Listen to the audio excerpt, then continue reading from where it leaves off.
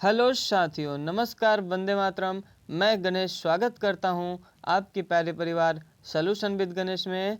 साथियों, उम्मीद कर रहा हूं आप लोग अच्छे होंगे, शानदार होंगे, ज़बरदस्त होंगे और तैयारी भी अपनी शानदार ज़बरदस्त कर रहे होंगे। तो साथी, कल की कक्षा में हम लोगों ने पढ़ लिया था, क्या पढ़ लिया था? दक्षिण भारत के प्रमुख राजवंश के बारे में, जो कि उम्मीद कर रहा हूँ आप लोगों को अच्छे ढंग से, बेहतर ढंग से समझ में आ गया होगा। दोबारा आप लोगों को अगर ना समझ में आए तो एक बार कक्षा को आप रिवाइज कर लीजिएगा। आप देखिए कि आपको जीएस में क्या फील होता है और आप क्या पढ़े हैं, ये आपको रियलाइज़ हो जाएगा। तो साथी, कल की कक्षा में हम लोगों ने पढ़ लिया था पल्लव वंश, राष्ट्रकूट, चालुक्य, चोल तथा होयसल वंशों के बारे में। आज हम लोग देखेंगे सीमावर्ती राजवंशों के बारे में। ठीक है साथी, तो जो मेरे भाई अभी तक मेरे चैनल से नहीं जुड़े हैं उनसे अनुरोध है कि वो जा कर के सॉल्यूशन विद गणेश से जुड़ जाएं, चैनल को सब्सक्राइब कर लें और सभी क्लासेस देख लें, क्योंकि आज लेक्चर 9वां है। प्राचीन इतिहास का लेक्चर आज 9 है। तो हम लोग कक्षा की आज शुरुआत करने जा रहे हैं सीमावर्ती राजवंशों से। ठीक है, तो सीमावर्ती राजवंशों में हम लोग देखेंगे, इसमें केवल 3 राज्य जो थे वो विख्यात थे। इसमें जो थे 3 राज्य जो थे वो विख्यात थे। कौन कौन से थे? कौन कौन से थे? बंगाल, पहला जो था बंगाल का राजवंश था। दूसरा जो था कश्मीर का राजवंश था। तीसरा गुजरात का राजवंश था। ये 3 राजवंश थे जो कि सीमावर्ती राजवंशों में विख्यात थे, यानी इन्हीं राजवंशों का प्रभाव था। ठीक है, अब बंगाल के राजवंशों में हम लोग देख लेते हैं। तो बंगाल के राजवंशों में 3 वंश जो है उनका प्रभाव था। कौन कौन सा वंश था? तो वो वंश था, पहला पाल वंश, दूसरा सेन वंश, और तीसरा गौड़ वंश। तो बंगाल के जो राजवंश हुए, बंगाल के राजवंश में 3 वंश हुआ जिसका प्रभाव था। ठीक है, यानी कि ये विशेष वंश थे जिनका विशेष प्रभाव था। ठीक है, आगे देखते हैं।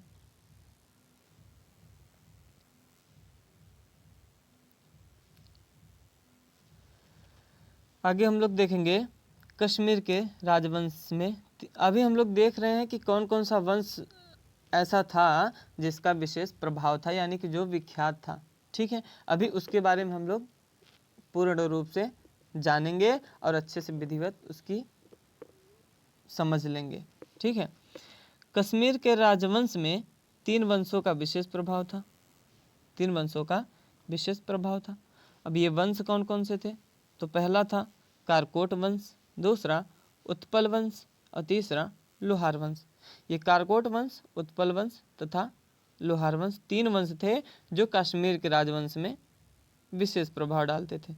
ठीक है, गुजरात के राजवंश में देखेंगे तो गुजरात के राजवंश में जो था एक ही वंश था जिसका विशेष प्रभाव था। एक ही ऐसा वंश था जिसका विशेष प्रभाव था। वो वंश कौन सा था? तो वंश था वो मैत्रक वंश। ठीक है, वो था मैत्रक वंश। यह गुजरात के वल्लभी क्षेत्र में पड़ता था। यह वंश जो था वो गुजरात के वल्लभी क्षेत्र में था। ठीक है, आगे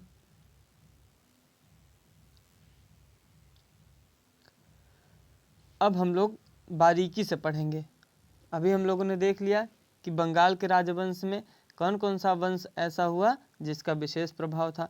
कश्मीर के राजवंश में कौन सा ऐसा वंश था जो जिसका विशेष प्रभाव था, एवं गुजरात के राजवंश में कौन सा ऐसा वंश था जिसका विशेष प्रभाव था। अब हम लोग स्टेप बाय स्टेप पढ़ेंगे। ठीक है, तो बंगाल के राजवंश से हम लोग शुरुआत करते हैं। बंगाल का राजवंश जो था उसका पहला वंश कौन सा था? पाल वंश। अब हम लोग पाल वंश को पढ़ते हैं अच्छे से। ठीक है, तो पाल वंश का संस्थापक गोपाल था। पाल वंश का संस्थापक जो था गोपाल था।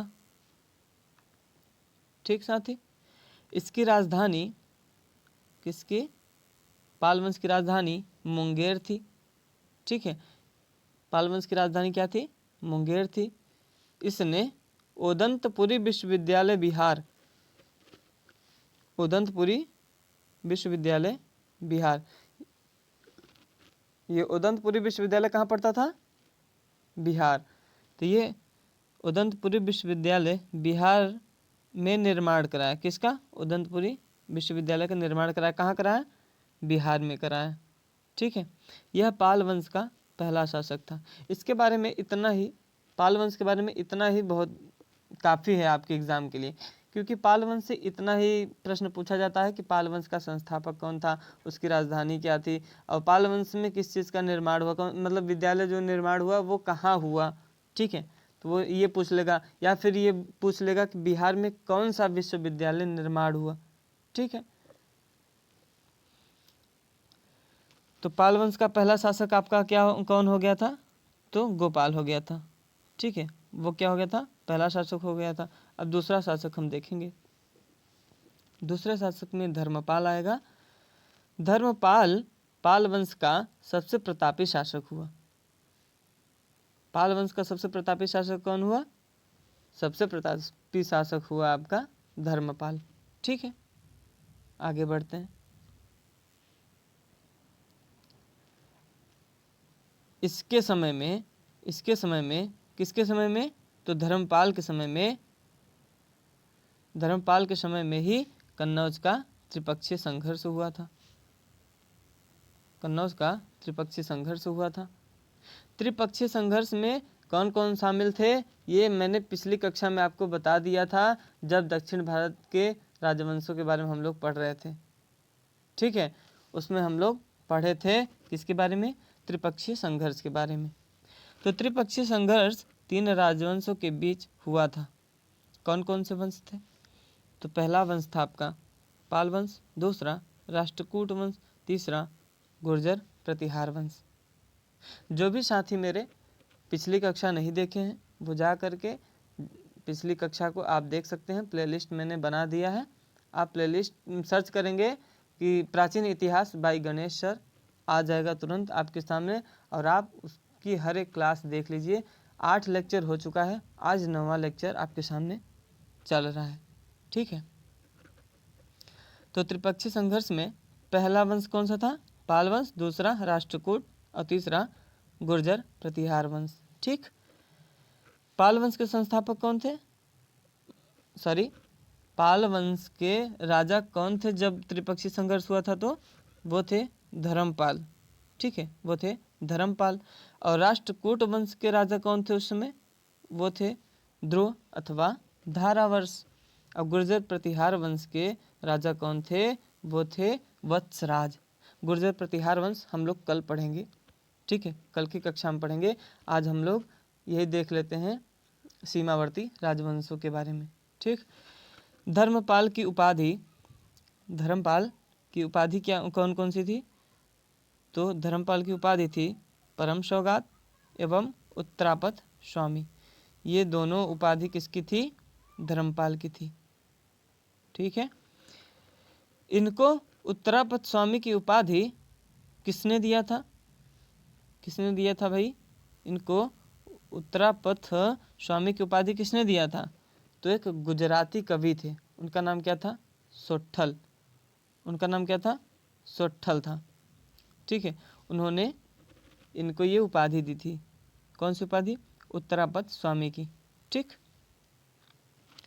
धर्मपाल ने विक्रमशिला विश्वविद्यालय का निर्माण कराया। धर्मपाल ने विक्रमशिला विश्वविद्यालय का निर्माण कराया। कहाँ कराया? तो ये बिहार कराया, बिहार में कराया। ठीक है, आगे अब अगला शासक आता है देवपाल। धर्मपाल के बाद कौन आता है? देवपाल। धर्मपाल जो था वो प्रतापी शासक हुआ था। किसका? पाल वंश का। ठीक है, अब देवपाल अगला शासक आता है। देवपाल के दरबार में वज्रदत्त नामक कवि रहता था। वज्रदत्त नामक कवि रहता था। किसके दरबार में? देवपाल के दरबार में। वज्रदत्त की पुस्तक लोकेश्वर शतक थी। वज्रदत्त की पुस्तक क्या थी? लोकेश्वर शतक। ठीक है, इसने मतलब किसने? देवपाल ने उदंतपुरी बिहार में एक बौद्ध मठ का निर्माण कराया था। उदंतपुरी बिहार में बौद्ध मठ का निर्माण कराया था। अब इसके बाद अगला शासक आता है महिपाल प्रथम। ठीक, महिपाल प्रथम, अब इसके बारे में हम लोग पढ़ते हैं। तो महिपाल प्रथम के शासनकाल में ही राजेंद्र प्रथम ने बंगाल पर आक्रमण किया था। अब ये राजेंद्र प्रथम कौन था? तो ये राजेंद्र प्रथम जो था वो चोल वंश का शासक था। वो चोल वंश का शासक था। कल हम लोग ने पढ़ लिया था चोल वंश के बारे में। मैंने अभी बोल दिया आपको, मैंने बता दिया आपको कि यदि आपको कल की भी कक्षा पढ़नी है तो आप जा करके मेरे चैनल पर, वहाँ आप देख सकते हैं, प्लेलिस्ट बनी हुई है। ठीक है, अब ज़्यादा टाइम नहीं लेंगे क्योंकि कक्षा को भी इसको देखना है। आगे बढ़ते हैं। अब आता है रामपाल। ठीक है, रामपाल जो था ये पाल वंश का अंतिम शासक था। रामपाल जो था वो पाल वंश का अंतिम शासक था। इसके दरबार में जीमूत वाहन कवि रहता था। इसके दरबार में जीमूत वाहन कवि रहता था। जीमूत वाहन कवि की पुस्तक क्या थी? तो पुस्तक थी दाय भाग। जीमूत वाहन की पुस्तक दाय भाग थी। इसके बाद सेन वंश आता है। अब ये जो पाल वंश था वो समाप्त होता है। अब आएगा सेन वंश। तो हम लोग अब सेन वंश के बारे में पढ़ते हैं अच्छे से। तो साथी, उम्मीद कर रहा हूँ कि आप लोगों को अच्छे से समझ में आ रहा होगा, आप लोगों की तैयारी मजबूत हो रही होगी। तो जो साथी अभी मेरे चैनल से नहीं जुड़े हैं, मैं बार बार यही बोलता हूँ कि आप लोग जुड़ जाइए और अपनी तैयारी को एक अच्छे ढंग से, अच्छे स्वरूप में लाइए और अपनी तैयारी को उम्दे तरीके से करिए। ठीक है, अब हम पढ़ेंगे सेन वंश के बारे में। तो सेन वंश का पहला शासक जो हुआ उसका नाम था सामंत सेन। ठीक है, सामंत सेन के बारे में हम लोग पढ़ते हैं। सेन वंश का संस्थापक सामंत सेन ही था, जो कि पहला शासक बना। किसका? सेन वंश का। ठीक है, इसकी राजधानी नादिया यानी पश्चिम बंगाल थी। नादिया कहाँ पड़ता था? पश्चिम बंगाल में पड़ता था। ठीक है साथी, दूसरा शासक जो होता है कौन होता है? विजय सेन। तो विजय सेन के बारे में भी पढ़ लेते हैं। इसके दरबार में श्रीहर्ष कवि रहता था। श्रीहर्ष नाम का एक कवि रहता था और इस कवि यानी श्रीहर्ष की पुस्तक जो थी वो कौन सी थी? तो वो पुस्तक थी विजय प्रशस्ति काव्य। विजय प्रशस्ति काव्य ये पुस्तक थी, किसकी थी? श्रीहर्ष की थी। ठीक है, पुस्तक आप लोग जरूर याद किया करिए क्योंकि पुस्तक अक्सर एग्जाम में पूछ लेता है कि भाई विजय प्रशस्ति काव्य पुस्तक किसकी थी, तो आप बताएंगे श्रीहर्ष की। ठीक है, आगे सेन वंश का प्रतापी शासक विजय सेन हुआ। ठीक है, सेन वंश का प्रतापी शासक हुआ कौन? विजय सेन। अब अगला शासक आएगा बल्लाल सेन। बल्लाल सेन, तो बल्लाल बंगाल में जाति प्रथा एवं दास प्रथा का अंत करने वाला एकमात्र शासक था। बंगाल में जाति प्रथा को समाप्त किया इसने एवं दास प्रथा को भी समाप्त किया। ठीक है, इसकी पुस्तक अद्भुत सागर थी। इसकी यानी बल्लाल सेन की पुस्तक अद्भुत सागर थी जो अधूरी थी। ये इसने पूरा नहीं किया, मतलब ये पूरा कर ही नहीं पाया। ठीक है, उसके बाद बल्लाल देव की जो पुस्तक थी अद्भुत सागर जो उसकी पुस्तक थी उसको पूरा किसने किया? लक्ष्मण सेन ने। ये आपके एग्जाम में पूछ लेता है कि बल्लाल देव की पुस्तक अद्भुत सागर को कौन सा शासक, कौन सा राजा ऐसा था जिसने पूर्ण किया? तो आप कहेंगे लक्ष्मण सेन था जिसने अद्भुत सागर पुस्तक को पूर्ण किया। ठीक है, आगे बढ़ते हैं। लक्ष्मण सेन के बारे में अब देखते हैं। लक्ष्मण सेन कौन है? वही है जो बल्लाल देव की पुस्तक को पूरा किया था, पूरा लिखा था। ठीक है, लक्ष्मण सेन। इसके समय राजधानी लखनऊती थी। इसके समय राजधानी जो थी क्या थी? लखनऊती थी। ठीक है, यह बंगाल का अंतिम शासक था। चलिए जी, बंगाल का भी अंतिम शासक आ गया एकदम से। यह बंगाल का अंतिम शासक था। कौन? लक्ष्मण सेन। इसके दरबार में जयदेव नामक कवि रहते थे। इसके दरबार में जयदेव नामक कवि रहते थे और जयदेव की पुस्तक क्या थी? गीत गोविंद। ये पुस्तक अक्सर पूछा जाता है एग्जाम में। जो जयदेव की पुस्तक है गीत गोविंद, ये एग्जाम में आपके अक्सर पूछा जाता है। ठीक है, आगे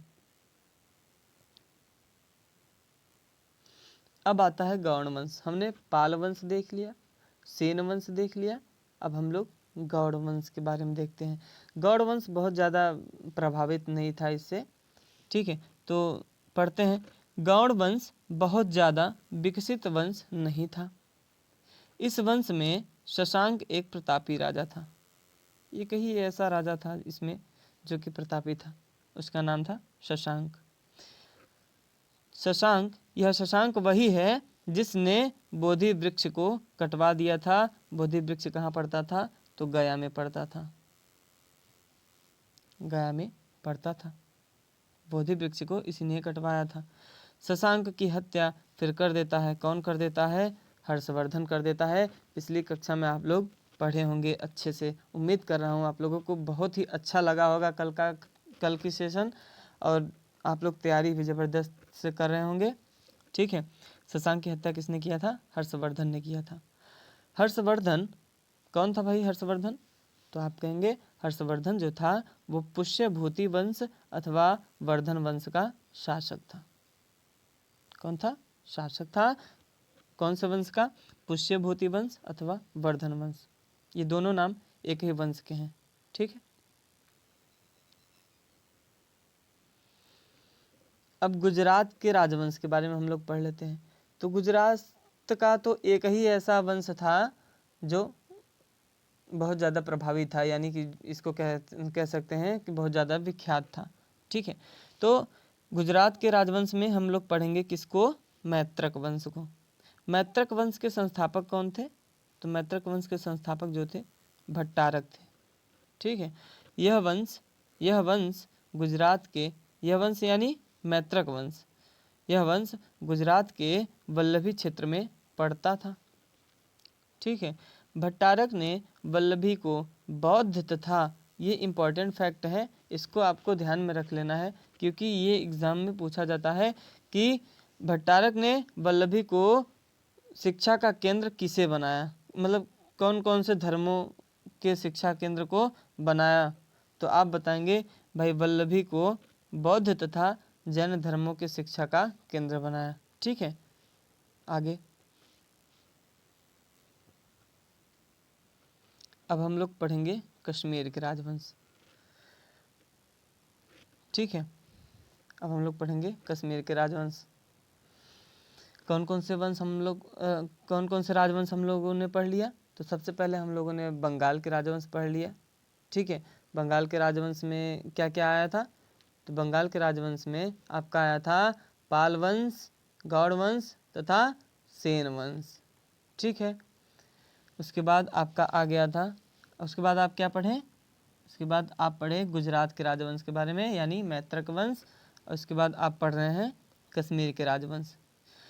कश्मीर के राजवंश में हम लोग पढ़ेंगे कि कश्मीर के राजवंश में 3 वंशों का प्रभाव था।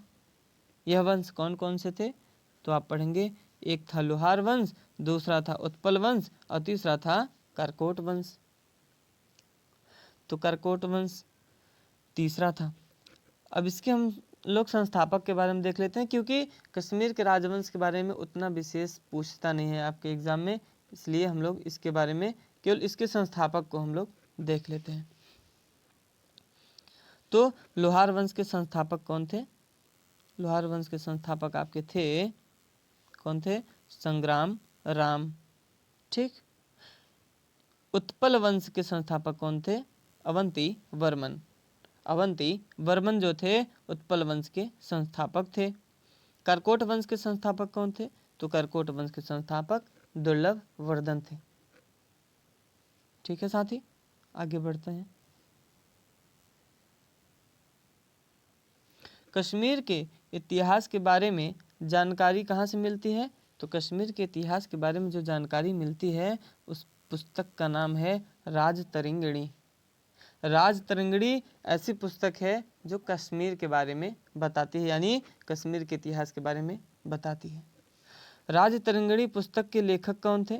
तो राजतरंगिणी पुस्तक के लेखक थे कल्हड़।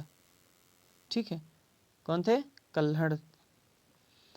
लेखक कल्हड़ जो थे वो लोहार वंश के राजा हर्ष थे, एक उनके दरबारी कवि थे। दरबारी कवि कल्हड़ जो थे वो दरबारी कवि थे। किसके थे? तो लोहार वंश के एक राजा थे हर्ष, उनके दरबारी कवि थे। तो साथ ही उम्मीद करता हूँ कि आप लोगों को कक्षा अच्छी लग रही होगी। साथ ही अगर आपको मेरा कंटेंट अच्छा लग रहा है, आपके जीवन में मेरा ये पढ़ाया हुआ काम आ रहा है, तो साथ ही लाइक का बटन दबाना ना भूलें एवं चैनल को सब्सक्राइब कर लें और अपनी तैयारी मजबूत करते रहें। आज की कक्षा में साथी हम लोग इतना ही रखते हैं, क्योंकि अभी कल के बारे में हम लोग को अब हम लोग पढ़ेंगे किसके बारे में? तो कल हम लोग पढ़ेंगे आपके राजपूत वंशों के बारे में हम लोग कल चर्चा करेंगे। राजपूत राजवंशों के बारे में हम लोग कल चर्चा करेंगे। तो साथ ही आज की कक्षा में बस इतना ही रखते हैं। उम्मीद करता हूँ आप लोगों को अच्छा लगा होगा। आज की कक्षा बहुत ही अच्छी लगी होगी। तो साथ ही आज बस इतना ही। धन्यवाद। वंदे मातरम। जय हिंद।